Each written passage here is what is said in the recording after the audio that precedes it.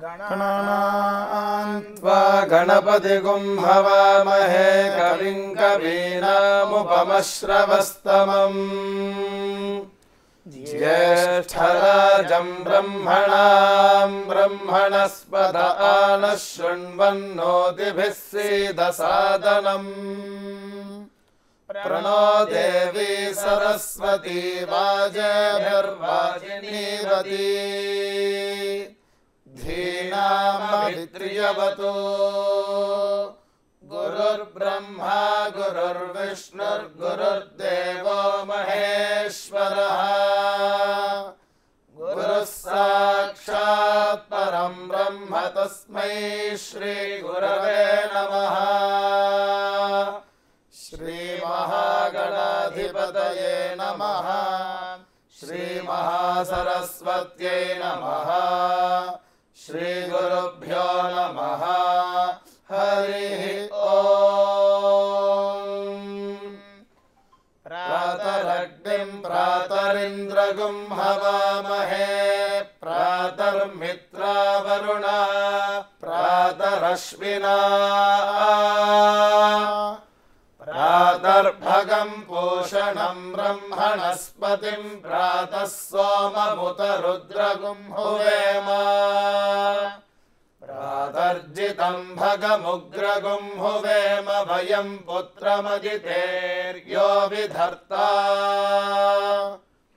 आद्रश्चिद्यं मन्यमानस्तुरश्चिद्राजा छिद्यं भगं भक्षीत्याह भगप्रणेतर्भगसत्यराधो भगेमान् धियमुदवदन्नः भगप्रणो जनय गोभिरश्वैर्भगप्रणभिर्नृवन्तस्यामा उदेदानीं भगवन्तस्यामोत प्रपीत्व उत मध्ये अह्नाम् उतोदितामघवन् सूर्यस्य वयं देवानागुं सुमतोऽस्यामा भग एव भगवागुम् अस्तु देवास्तेन वयं भगवन्तस्यामा तन्त्वा भग सर्व इज्जो हवीमि सनो भगपुर एता भवेह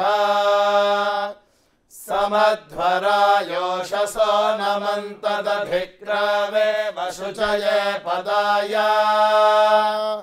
अर्वाचीनं वसुविदं भगन्नो रथमिवाश्वावाजिन आवहन्तु अश्वावतीर्गोमतीर्नपुषासो वीरवतीः सदमुच्यन्तु भद्राः घृतं दुहाना विश्वतः प्रपीना यूयं पात स्वस्तिभिः सदा नः यो माग्ने भागिनकुं सन्तमथा भागं चिकीर्षति अभागमग्ने तं कुरु मामग्ने भागिनं कुरु स्वाहा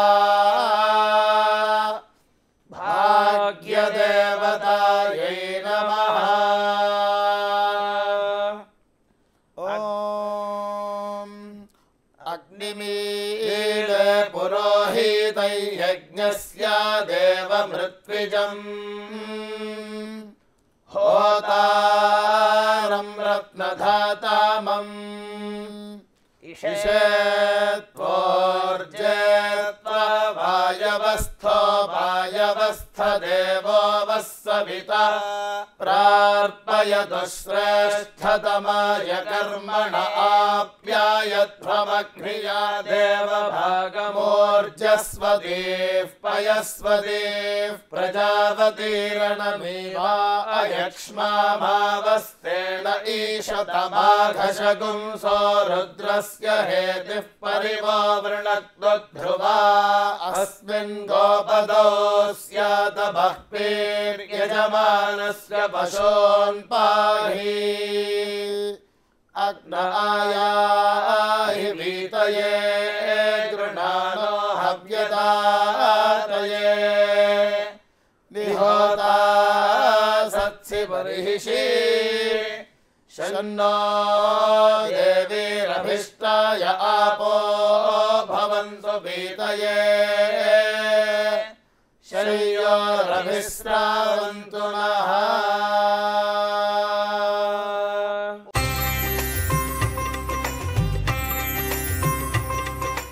క్రోధినామ సంవత్సరం దక్షిణాయనం శరదృతువు ఆశ్వయుజ మాసం అక్టోబర్ 6వ తేదీ ఆదివారం. తిథి శుక్లపక్ష తదియ ఉదయం 7:50 వరకు. నక్షత్రం విశాఖ రాత్రి 12:10 వరకు. వర్జ్యం లేదు. దుర్ముహూర్తం సాయంత్రం 4:23 నుండి 5:11 వరకు. శుభ సమయం మధ్యాహ్నం 2:24 నుండి సాయంత్రం 4:11 వరకు.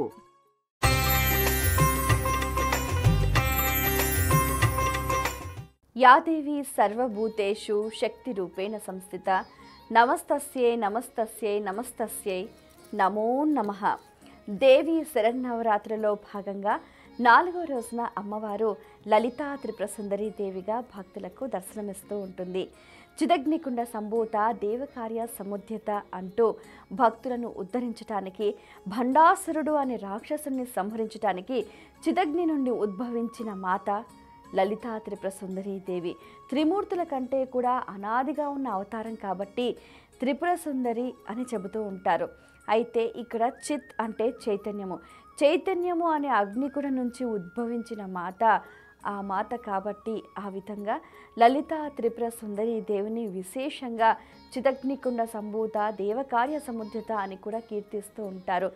ఎవరైతే ఈ అమ్మవారిని విశేషంగా ఆరాధిస్తూ ఉంటారో వారికి ఐశ్వర్య ప్రాప్తి కలగటమే కాకుండా దుఃఖ నివారణ, దారిద్ర్యం కూడా దూరం అవుతుంది అని చెబుతూ ఉంటారు.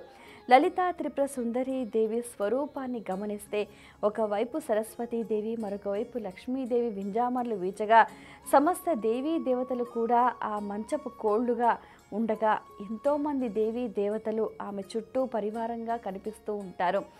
ఈ విధంగా లలితా త్రిపుర సుందరీ దేవి సకల జనుల రక్షణ కోసం ఉద్భవించినట్టుగా మనకు గోచరం అవుతూ ఉంటుంది. ఈరోజు అమ్మవారికి కూడా లేత ఎరుపు రంగు చీరను సమర్పించి, లేత ఎరుపు రంగు పువ్వులను కూడా అమ్మవారికి సమర్పించి ఆరాధించాలి. ఈరోజు లలితా సహస్రనామ పారాయణ చేయటం ఎంతో శ్రేయోదాయకం. ఒక వ్యక్తికి తన జీవితంలో ఏవైతే కావాలో అవన్నిటినీ కూడా అనుగ్రహిస్తూ ఉంటుంది. అమ్మవారి వివిధ నామాలు, వివిధ స్వరూపాలని ఒకసారి ఈరోజు స్మరించడం వల్ల సర్వశ్రేయోదాయకంగా కూడా కనిపిస్తూ ఉంటుంది. ఆ అమ్మవారికి ఈరోజు విశేషంగా పాయసాన్నాన్ని నివేదించాలి.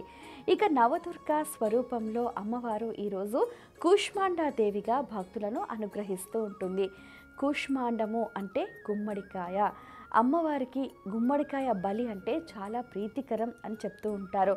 అమ్మవారు 8 హస్తాలతోటి దేదీప్యమానంగా కనిపిస్తూ ఉంటుంది. అమ్మవారు ఒక చేతిలో కమండలము, బాణము, ధనస్సు, కమలము, ఎంతో చక్కగా గద, పద్మముతోటి దేదీప్యమానంగా వెలుగొందుతూ ఉంటుంది.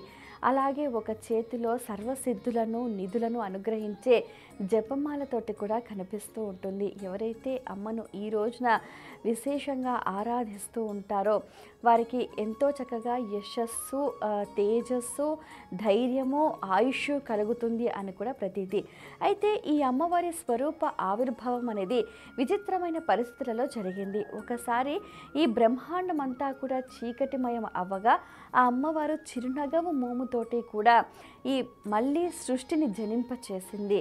సర్వజనులకు కూడా మళ్ళీ ఉపాధిని కల్పించింది, జీవనాధారాన్ని పునరుజ్జీవింపచేసింది. కాబట్టి ఈ రోజున అమ్మవారిని కూష్మాండాదేవిగా ఆరాధిస్తూ ఉంటారు.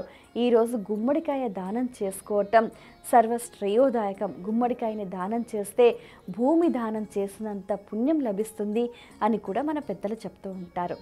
ఇక మనం దక్షిణాంనాయ శృంగేరి శారదాపీఠంలో అమ్మవారి స్వరూప వైభవ ప్రాభవాల్ని ఒకసారి గమనిస్తే ఈరోజు అమ్మవారు ఎంతో చక్కగా గరుడ వాహన ఆసీనురాలై ఎంతో చక్కగా మెడలో ఎన్నో రకాల మాలలను ధరించి ఆమె వైష్ణవి శక్తిగా గోచరిస్తూ ఉంటుంది.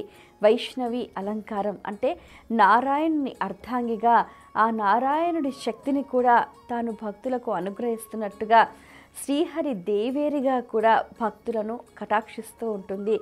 సకల ఐశ్వర్యాలను, సిరి సంపదలను, సుఖ సంతోషాలను అనుగ్రహించే దేవతగా వైష్ణవీదేవి ఈరోజు భక్తులను కటాక్షిస్తూ ఉంది. ఇక బతుకమ్మ సంబరాల్లో భాగంగా ఎంతో చక్కగా గునుగు పూలు, తంగేడు పూలు, బంతి పూలు, చామంతి పూలు వీటన్నిటిని కూడా అందంగా పేర్చి అందులో గౌరమ్మని ఉంచి ఈరోజు అట్లు బతుకమ్మ అంటూ కూడా సంబరాలు చేసుకుంటూ ఆడపడుచులంతా కూడా ఆ అమ్మవారిని ఆరాధిస్తూ ఆట పాటలతోటి కూడా సందడి చేస్తూ ఉంటారు. మరి ఈరోజు అమ్మవారికి నైవేద్యంగా అట్లు సమర్పిస్తారు. అలాగే ఆ తర్వాత అందరూ కూడా వాటిని ఇచ్చిపుచ్చుకుంటూ కూడా ఆనందాన్ని పంచుకుంటూ ఉంటారు.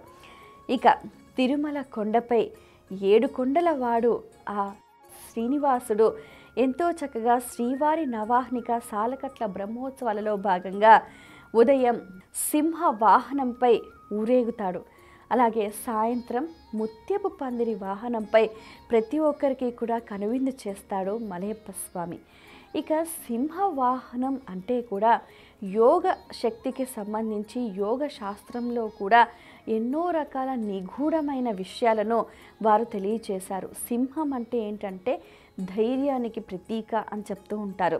ప్రతి ఒక్కరికి కూడా నేనున్నాను అంటూ కూడా భీకరంగా గర్జిస్తూ సింహ వాహనారూఢుడై ఆ స్వామివారు తిరుమాడ వీధుల్లో కూడా ఊరేగుతూ ఎటువంటి దుష్ట శక్తినైనా కూడా అణిచివేస్తాను, భక్తులకు రక్షణ కలిగిస్తాను అన్నట్టుగా అభయమిస్తూ ఉంటాడు ఆ స్వామివారు. ఇక మనం గమనిస్తే కూడా ముత్యపు పందిరి వాహనంపై ఎంతో నేత్రానంద భరితంగా శ్రీదేవి భూదేవి సమేతుడైన ఆ మలయప్ప స్వామివారు అలా సంచరిస్తూ ఉంటారు. ఎంతో చక్కగా ముత్యము అంటే కూడా నవరత్నాలలో చాలా శ్రేష్టమైనదిగా చెప్తూ ఉంటారు. ముత్యము అంటే చంద్రుడికి ప్రతీకగా అని చెప్తూ ఉంటారు.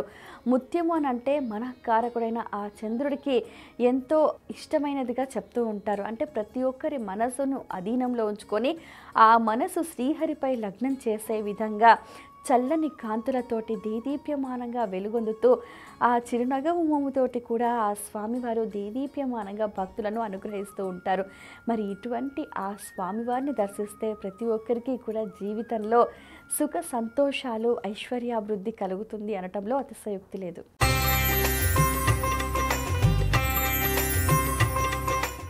దశమహావిద్యల్లో 4వ అమ్మవారు భువనేశ్వరి అమ్మవారు. ఈ భువనేశ్వరి దేవతను భారాదేవత, అదేవిధంగా భూత ప్రేత పిశాచాలకు అధిపతి దేవతగా కూడా కొలుస్తారు. ఈ అమ్మవారి యొక్క దివ్య స్వరూపము శాంత స్వరూపముగాను, సౌమ్య స్వరూపంగాను అమ్మవారు మనకు దర్శనమిస్తూ ఉంటారు.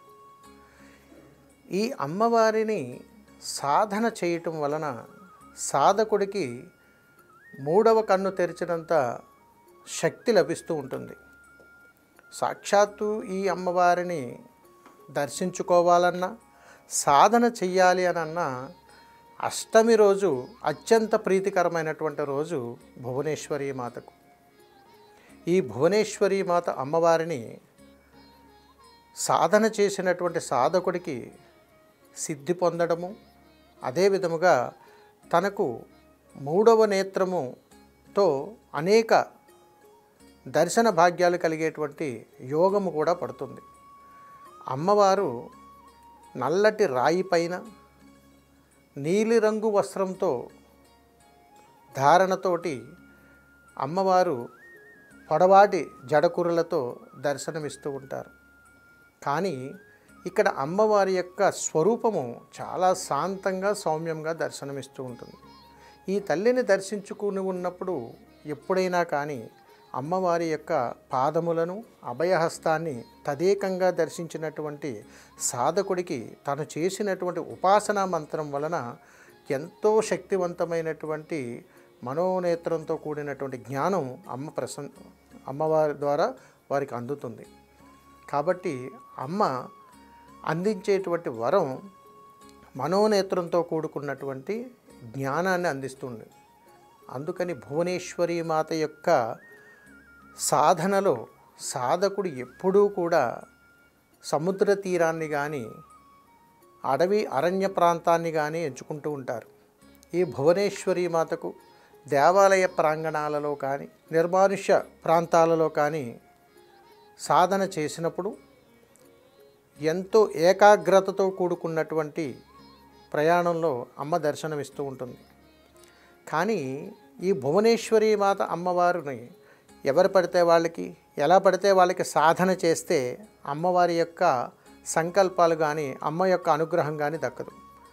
ఈ సంకల్పం పొందినటువంటి సాధకుడి యొక్క అనుగ్రహముతోటి, అంటే మీరు గమనించాలి, ఎక్కడైనా కానీ దశమహావిద్యల్లో ప్రప్రథముగా సాధకుడికి మాత్రమే అనుగ్రహం దక్కుతుంది. ప్రతి ఒక్కరూ కూడా అమ్మవారిని ఉపాసన చేయగలిగితే, వారు సాధకులుగా మారగలిగినప్పుడు మాత్రమే ఈ యొక్క ఫలితాలు పొందేటువంటి అవకాశం ఉంటుంది.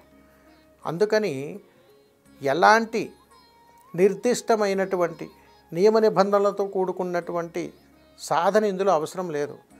మనస వాచ కర్మణ తన దేహాన్ని నివేదనగా సమర్పించగలిగేటువంటి ఏ సాధకుడికైనా కానీ అమ్మవారు మరో నేత్రంతో కూడినటువంటి, అంటే మూడవ కన్నుతో సమానమైనటువంటి జ్ఞానాన్ని ఖచ్చితంగా ఇస్తారు. అందుకని భువనేశ్వరి మాత అమ్మవారిని దర్శనం చేసుకున్నప్పుడు అమ్మవారి పాదాలతో పాటుగా అభయహస్తాన్ని దర్శనం చేసుకుంటూ ఓం భాం భం భౌం ఖం క్లీం భువనేశ్వర్యే నమః అనేటువంటి మంత్రాన్ని మనం జపిస్తూ తల్లిని తదేకంగా అభయహస్తాన్ని చూస్తూ స్మరణ చేస్తే ఖచ్చితమైనటువంటి దర్శన భాగ్యం కలుగుతుంది. ఇక్కడ అమ్మవారి యొక్క ఆయుధాలలో ఒక అద్భుతమైనటువంటి ఆయుధం అమ్మవారి పాదాల దగ్గర ఉంటుంది. ఇది సుగంధ పరిమళాలతో కూడుకున్నటువంటి ఒక పుష్పం.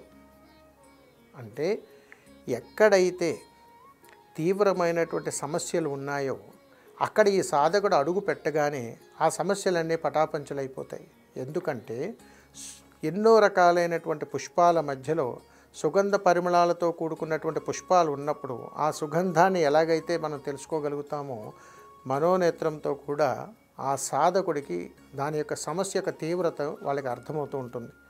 అందుకని ఎన్నో రాజ్యాధికారాలకు, సొంతంగా ఇల్లు కొనుక్కోవాలనుకున్నా, మంచి స్థాయికి ఎదగాలన్నా, పిల్లను ఉన్నత శిఖరాలకు తీసుకొని వెళ్ళాలన్నా, ఎన్నో విషయాల్లో విజయాలు సాధించాలన్నా ఈ భువనేశ్వరి మాత యొక్క అనుగ్రహం తప్పనిసరి. అందుకని ఏదైనా దేవాలయాలకు మనం వెళ్ళినప్పుడు ఖచ్చితంగా అమ్మవారికి నీలిరంగు వస్త్రాన్ని అమ్మవారికి సమర్పిస్తే ఖచ్చితంగా అమ్మ యొక్క అనుగ్రహాన్ని మనం పొందుతాం. నీలిరంగు వస్త్రాన్ని సమర్పించి అమ్మను దర్శించుకున్నప్పుడు అమ్మ యొక్క పాదములను, అభయహస్తాలను కానీ మనం దర్శించుకొని నమస్కారం చేసుకోగలిగితే అమ్మ యొక్క అనుగ్రహం మనకు అందుతుంది. ఇదంతా చేయటానికి ఎంతో శక్తియుక్తితో కూడుకున్నటువంటి, ధర్మంతో కూడుకున్నటువంటి ప్రయాణం అయి ఉండాలి. అందుకని దేవాలయానికి వెళ్ళినప్పుడు ఎట్టి పరిస్థితుల్లోనూ కూడా బ్రతిమలాడుకుని వెళ్ళటం కానీ, తిట్టుకుంటూ వెళ్ళటం కానీ, మనసు ఆందోళనకరంగా ఉన్నప్పుడు వెళ్ళటం కానీ ఎట్టి పరిస్థితుల్లో చేయకూడదు సుమా. కాబట్టి ఈ దశమహావిద్యల్లో ఉన్నటువంటి అమ్మవారిని కొలవాలన్నా, ఆరాధించాలన్నా ఖచ్చితంగా ఈ దేహాన్ని నివేదనగా సమర్పించగలిగేటువంటి తత్వము మనలో కలిగినప్పుడు మాత్రమే ఆ సాధకుడికి అన్నింటా కూడా ప్రయోజనం కలుగుతుంది. అందుకని సాధకుడు దశమహావిద్యల్లో ఉన్నటువంటి అమ్మవారిని ఆరాధించగలిగేటువంటి సాధకుడితో చేసేటువంటి ప్రయాణం చాలా విశేషమైనటువంటి ఫలితం ఇస్తుంది. కాబట్టి వారికి అమ్మవారు వాక్సిద్ధిని కూడా అమ్మవారు ఇస్తూ ఉంటారు. అందుకని ఎవరికైతే ఈ భువనేశ్వరి అమ్మవారి యొక్క ఉపాసన సిద్ధి పొందాలన్నా, సాధన అనుష్ఠానం దిగ్విజయంగా జరగాలన్నా ఖచ్చితంగా వారు తన యొక్క తంత్ర, అంటే తన యొక్క దేహాన్ని నివేదనగా సమర్పించగలిగేటువంటి సాధనాపరులై మాత్రమే ఉండాలి. అలాంటి వారికి ఈ తల్లి అనుగ్రహం ఎల్లవేళలా ఉంటుంది. సర్వే జనా సుఖినో భవంతు. శుభం.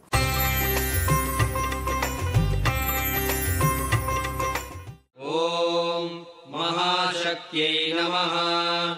ఓం మహాసారస్వతప్రదాయై నమః.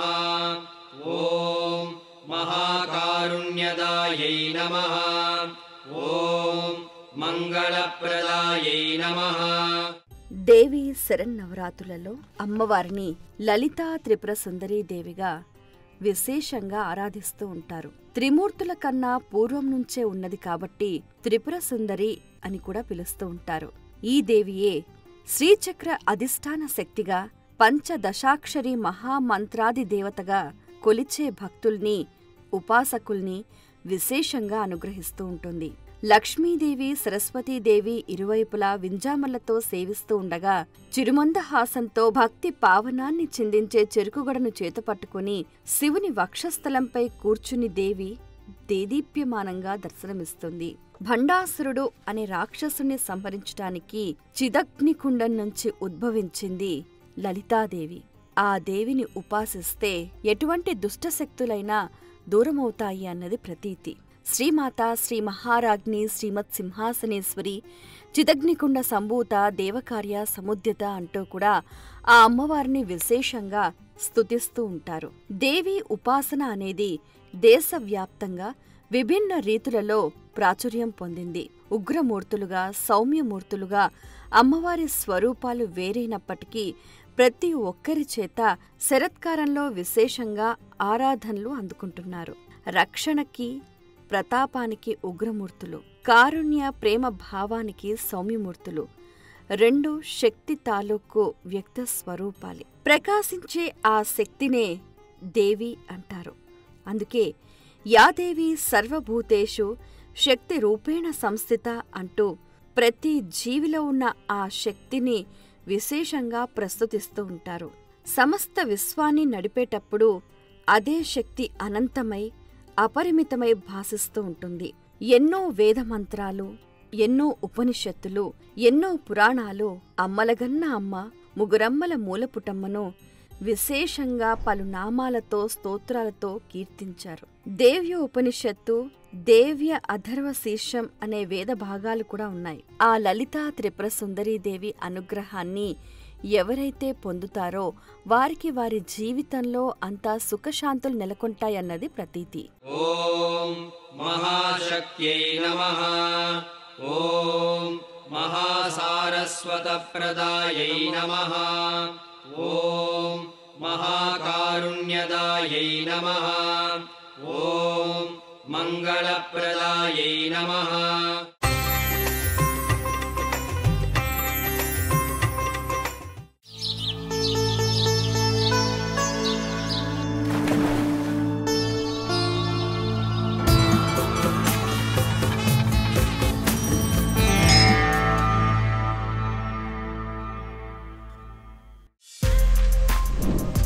For more videos like this, subscribe Big TV channel.